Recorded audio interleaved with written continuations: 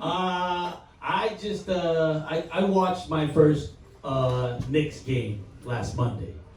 Yeah, it was a great game. I moved here 2 years ago, and I've been wanting to watch the NBA at Madison Square Garden, but I couldn't because my wife and my kids want to come along. Yeah, because the thing is, it's expensive. I don't know if you know this. To watch an NBA game at Madison Square Garden is expensive. At least it is for me. And so when we moved to New York, my wife was like, "Hey, now we moved to New York and we watch an NBA game at Madison Square Garden." I'm like, "All four of us? Yeah, all four of us." I'm like, "I can't. I gotta go open mics." Yeah, and I watched it. It was a great game last Monday, and I learned quickly that New Yorkers are very violent when they're watching New York Knicks. Yeah. It's scary. It is so scary. It's like, this is still a game of basketball, and Joel Embiid is still a person. I heard every curse word ends with Embiid. Fuck Embiid, suck it Embiid, stupid Embiid, everything. I'm like, what you guys? And they're cussing players that are not there. I hear fuck Trae Young. New Yorkers hate everybody. I'm like, what's wrong with you guys? Trae Young is not even playing. I was so scared of the people right next to me because they're screaming all game long. And I was there 30 minutes before. I finished. I drank up my Pepsi before the game, and I've been wanting to pee the whole game. And I'm too scared to say, "Excuse me, I'm too." They're violent. They'll be like, "Oh, fuck you, you pussy Embiid." I'm like, "Oh, I'm also a pussy. I'm in the middle of you guys." It's so scary.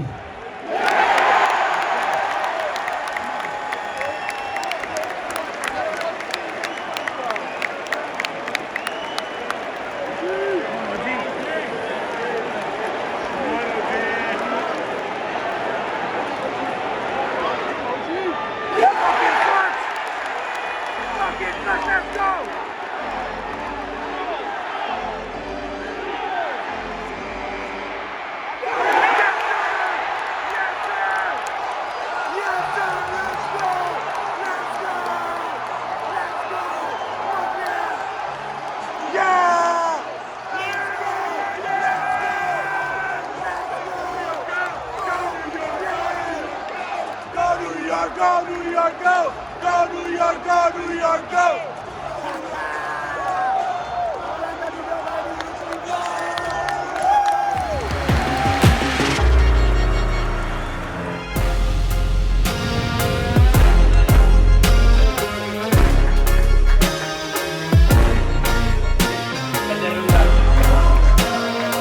Officially my first ever payment.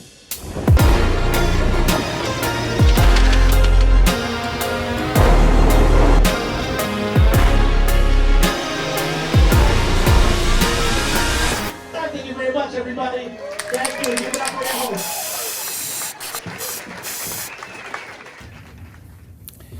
Gue perhatiin orang-orang aneh banyak yang pakai latar ini sebagai latar zoomnya. Aneh banget. Salah satunya Juki deh kalau nggak salah yang pertama kali ngerilis latar gitu ya. Tapi nggak ada guanya. Tapi juga belum ada jam raksasa ini.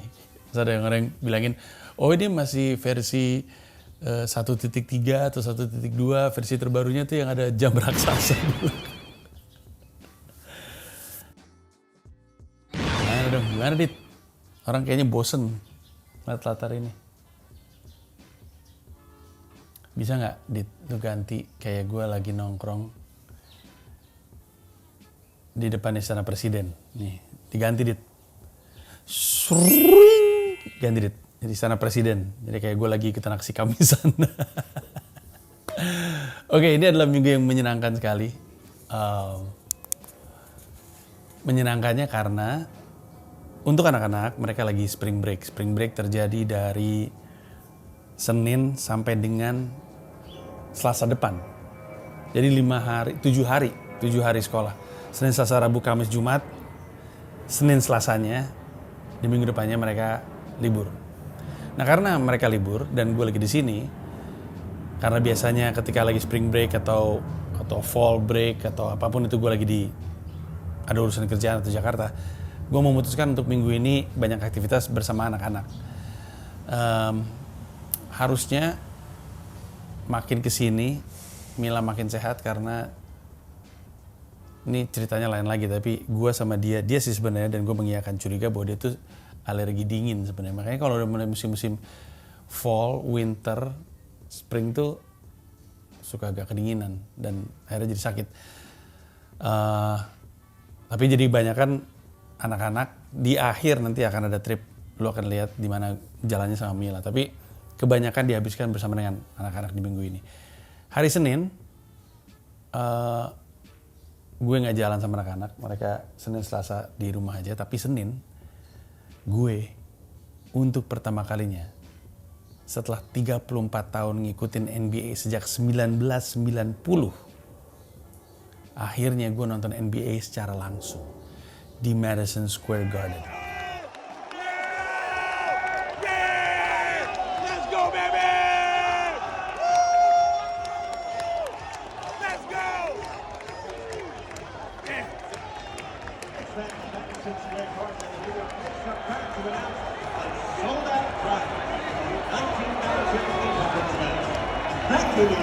Gue nonton di kota yang jadi Mekahnya kesenian olahraga basket, di stadion paling legendaris dalam sejarah perbasketan, yaitu Madison Square Garden, nonton playoff pula antara New York Knicks dengan Philadelphia 76ers. Penjelasan panjangnya nanti lo akan bisa lihat di videonya. Harusnya rilisnya mungkin Rabu, video panjang di mana gue ngasih lihat pengalaman nonton Knicks playoff di Madison Square Garden. Tapi itu pengalamannya menyenangkan sekali sih. Gue ngelihat seperti apa. Gue pernah ke situ untuk konteksnya nonton basket. Gue, Arik Riting, Pio, Karisma Yongha nonton Louis C.K. Untuk nonton stand up. Nonton Louis C.K. duduk paling depan. Jadi tahu rasanya masuk ke situ. Tapi bukan untuk basket. Kemarin akhirnya untuk nonton NBA. Dan gue jadi ngeliatin seperti apa hiburannya. Seperti apa. Kan gue duduknya di atas tuh. Di tribun namanya row 19 kalau nggak salah. Jadi dibilang tinggi banget enggak, dibilang dekat lantai juga enggak, benar-benar di tengah-tengah. Itu aja mahal harga tiketnya. Dan gue ngeliat tuh betapa sempitnya kursi, orang tuh mesti berdiri semuanya supaya orang bisa lewat, dan udah pada biasa kan. Cuman gue tuh ngeliatnya agak kaget karena waktu gue ngeliat Indonesia Arena tuh gue sempet ngerasa kenapa sempit banget ya. Ternyata Madison Square Garden aja gue sempit. Tapi gue juga ngeliat seperti apa halftime-nya, hiburannya yang di lapangan. Terus gue sempat keluar mau kencing, liat antriannya kayak apa. Terus sempat ya udahlah kalau gitu nggak usah ngantri dulu, kita belanja dulu aja. Jadi begini strateginya, antrian kencing penuh banget, gue kebelet gila. Jadi kayaknya gue akan kencing setelah permainan dimulai, sambil nunggu permainan mulai kita belanja aja gitu. Menyenangkan banget sih, menyenangkan banget. Seru banget, pertandingannya seru. Gue milih pertandingan yang tepat banget, hoki banget gue. Persis seperti waktu gue nonton Manchester United di Old Trafford waktu lawan Leicester. Leicester tuh musim sebelumnya tuh baru aja juara.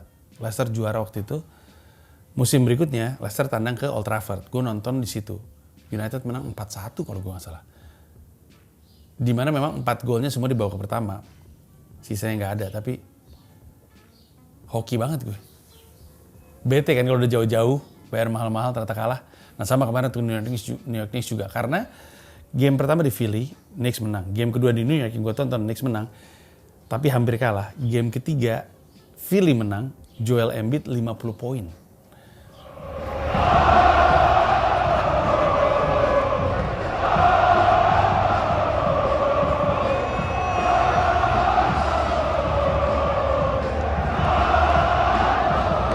Kayak lagi nonton bola. Nanti lo tonton aja lengkapnya. Tapi Senin gue nonton NBA, Selasa gue di rumah sama anak-anak, nah Rabu gue dan anak-anak pergi untuk nonton Broadway. Kami nonton Sweeney Todd. Sweeney Todd ini adalah Broadway play yang bentar lagi mau meninggalkan Broadway. Masih ada tapi mungkin off Broadway ya. Broadway itu kalau nggak salah adalah, sebenarnya kan Broadway itu nama jalan ya, jalan utama. Tapi yang disebut teater Broadway itu teater di gedung pertunjukan 1000 ke atas kalau nggak salah. Di bawah 1000 namanya, di bawah 500 kali ya. di bawah 1000 namanya off Broadway. Lalu di bawah angka tertentu misalnya di bawah 250 namanya off Broadway. Nah jadi gue nggak tahu tuh apakah memang berhenti sama sekali Sweeney Todd-nya atau pindah ke off Broadway, artinya teater yang lebih kecil tapi masih tetap jalan. Tapi akhirnya karena informasinya adalah bentar lagi mau keluar, tepatnya tanggal 5 atau tanggal 6 Mei, gue sempat ada rekaman videonya. Orang jadi pada berduyun-duyun nonton Sweeney Todd. Sweeney Todd itu tentang, singkatnya aja, ini memang sangat dark, tentang tukang cukur rambut yang kerjanya bunuh-bunuhin pelanggannya. Dagingnya dimakan. Tapi anak-anak seneng, Shira kan seneng yang horor, gory kayak gitu. Terus jadi kami berangkat ke sana, sempat nonton, sempat menikmati. Terus Shira karena dia main flute di bandnya, dia sempat ngeliat. Jadi kan kalau nonton Broadway itu, kan panggung nih, di bawahnya tuh sunken-nya itu kan musik. Persis kayak di teater besar Jakarta juga kayak gitu, sunken-nya tuh musik. Jadi Shira sempat ngeliat, oh iya bener ada playernya di bawah, jadi kan mainnya live gitu. Dan gue bersyukur anak-anak happy banget. Gue nanya kan, di antara semua play yang kalian pernah tonton, mereka kan pernah nonton Lion King di Broadway, Hamilton di Broadway, mereka pernah nonton Wicked di London, sama kemarin nonton Sweeney Todd di Broadway. Gue tanya sama dua-duanya, mana yang mereka paling suka? Dua-duanya jawabannya Sweeney Todd. Gila, hoki banget gue. Seneng deh ngeliatnya karena Shira secara spesifik jadi makin tertarik untuk acting, main teater, selain bermusiknya juga ya.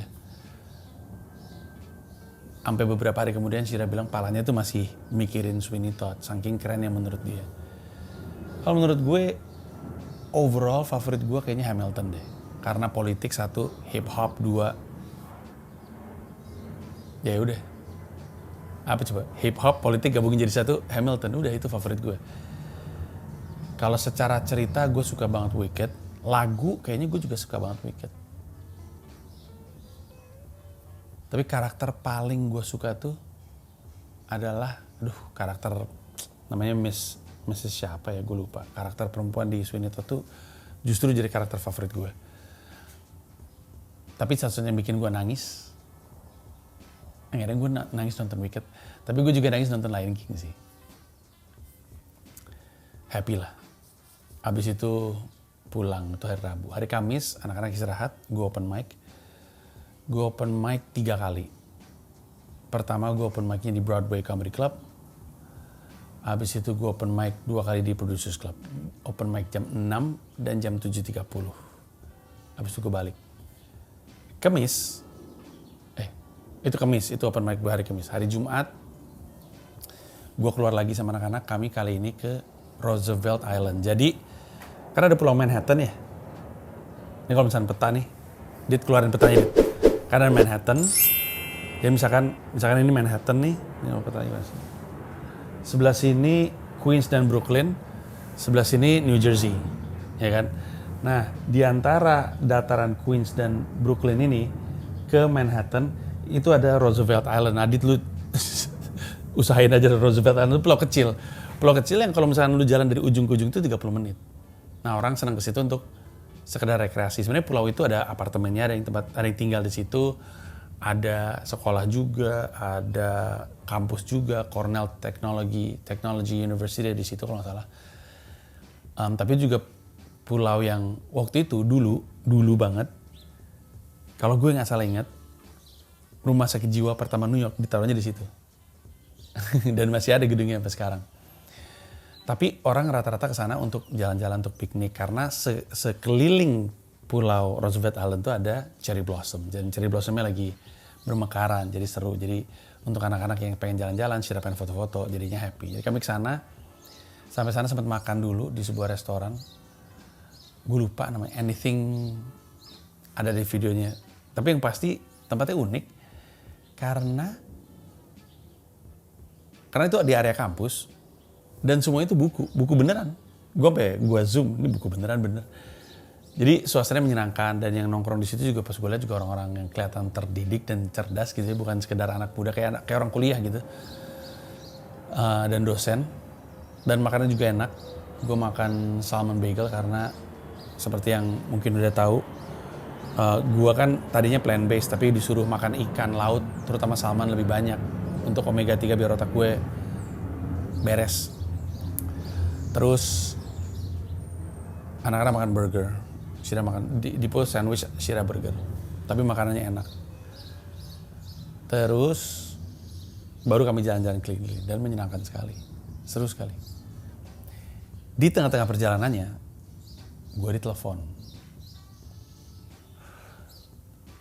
Gue ditelepon sama Rich Brooks. Dia adalah lead booker dari Broadway Comedy Club dan Greenwich Village yang kemarin gue audisi. Dia ngirim video rekamannya.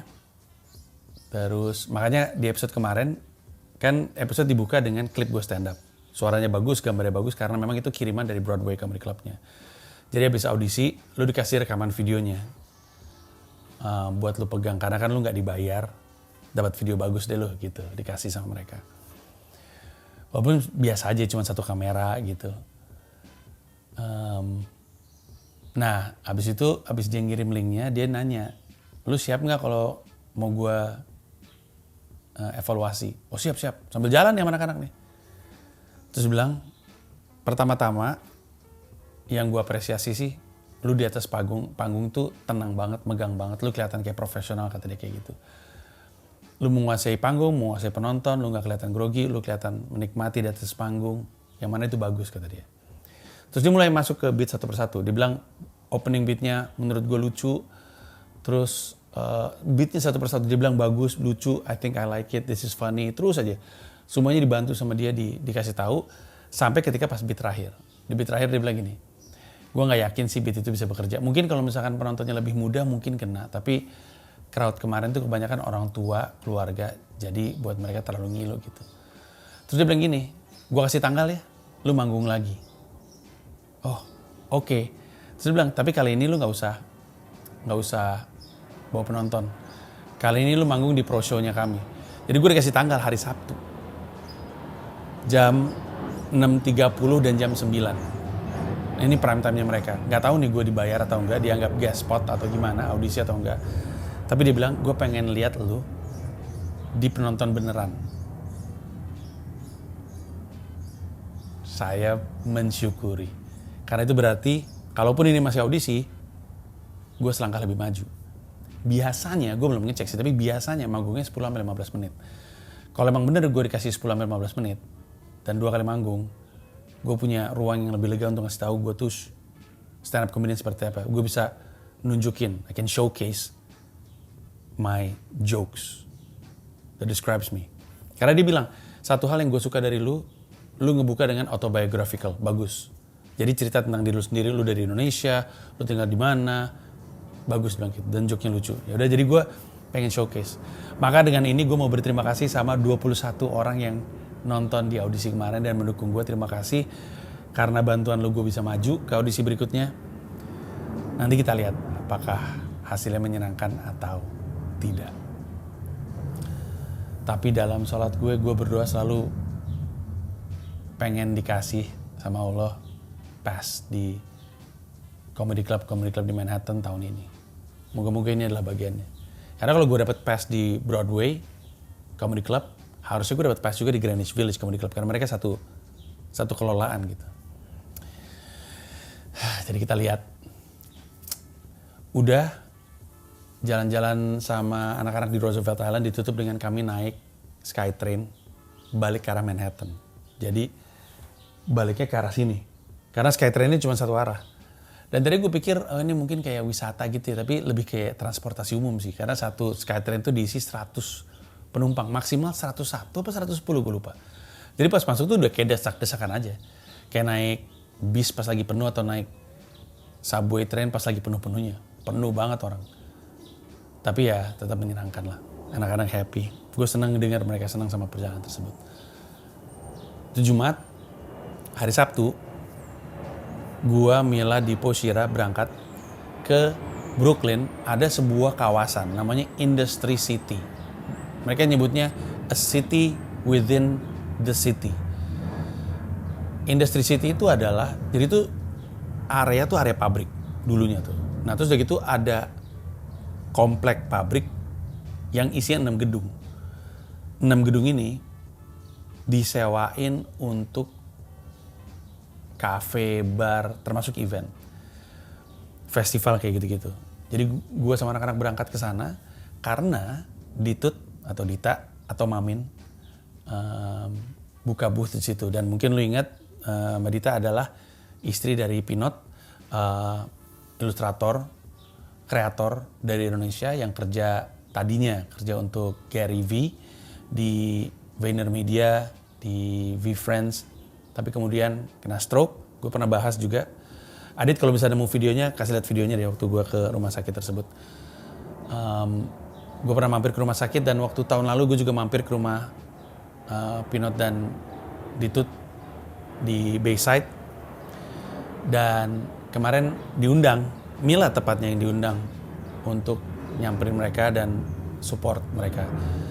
Kebetulan gue tuh selalu ngelihat, jadi Ditut itu punya fashion brand namanya Sewday, SEWDAY, Sewday NYC. Coba lu cek deh di Instagram.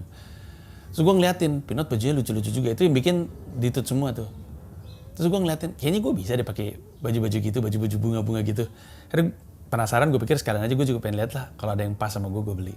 Dan udah deh, akhirnya kami kesana, Mila beli 3 item, gue beli kemeja. Tapi akhirnya belanja bukan cuma itu, karena pas masuk, jadi gini, nyampe nih, bayangin ada 6 gedung. 6 gedungnya, 1, 2, 3, 4, 5, 6. Tiap gedung itu lagi ada acara. Gedung 1 itu lagi ada Japanese Village, jadi kami sempat makan di situ. Mampir ke situ, bayangin segedung-gedung itu semua kultur Jepang. Lantai dasarnya itu makanan, ada ramen, ada bar, ada cafe, ada sushi obviously. Ada supermarket Jepang. Terus di lantai 2-nya ada eksebisi komik, manga, anime, gitu-gitulah. Makan di situ, habis itu kami jalan menyusuri. Jadi antara gedung 1 ke 2 tuh ada courtyard 1, 2. Antara gedung 2 dan 3 ada courtyard, taman lah, taman 2, 3. Antara 3 dan 4 ada taman 3, 4. Nah di taman-taman ini ada kegiatan yang berbeda-beda, ada kafe yang berbeda-beda. Terus kami nembus sampai ke gedung 5. Naik ke lantai 2, naik lift, pas kebuka, itu kayak hanggar, isinya orang jualan pernak-pernik. Semuanya pedagang indie, ada yang jualan kopi juga, ada yang jualan baju, perhiasan, tas, lilin, segala macam lah. Pokoknya indie entrepreneurship. Rame banget. Akhirnya mampir ke booth-nya Ditut, Sewday, terus sampai situ aja kami ketemu sama orang-orang Indonesia yang juga support. Gue belanja, anak-anak belanja, Mila belanja, habis itu pulang deh. Itu hari Sabtu, hari Minggu istirahat. Sekarang hari Senin. Di antaranya seperti biasa, Senin gue lari, Kamis gue lari.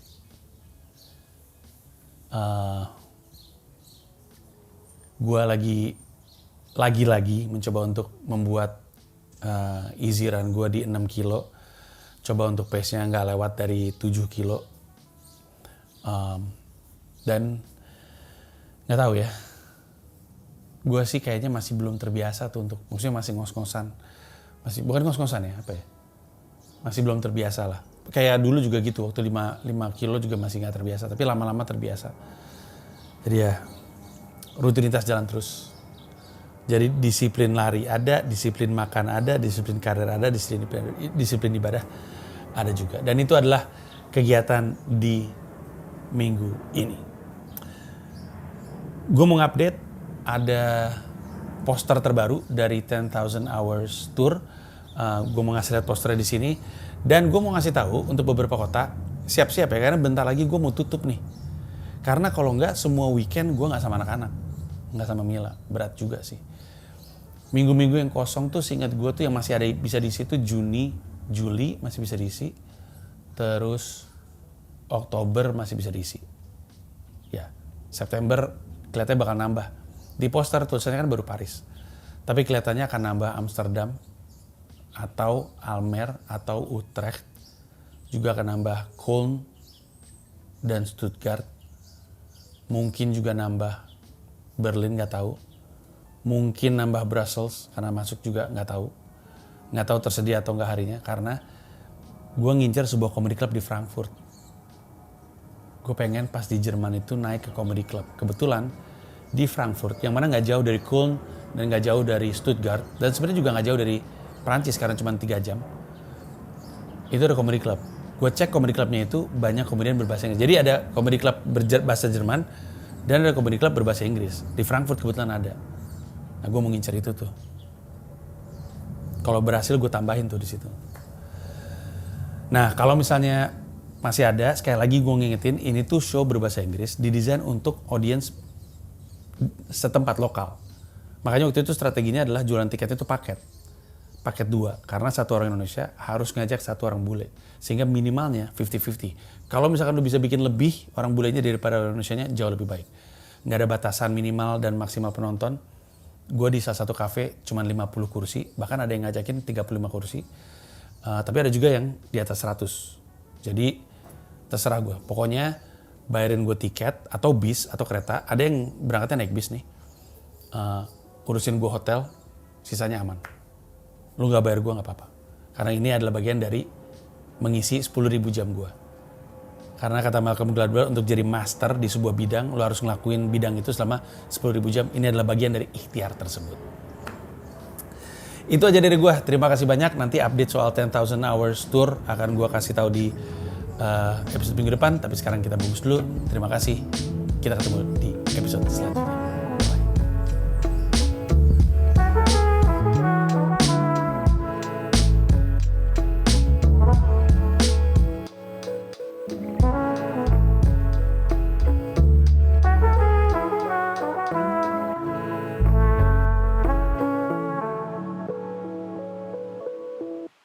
Terima kasih banyak udah nonton video ini sampai akhir. Mau mengingatkan saja bahwa seluruh video gua stand up di New York City bisa lu akses dengan menjadi member YouTube gua.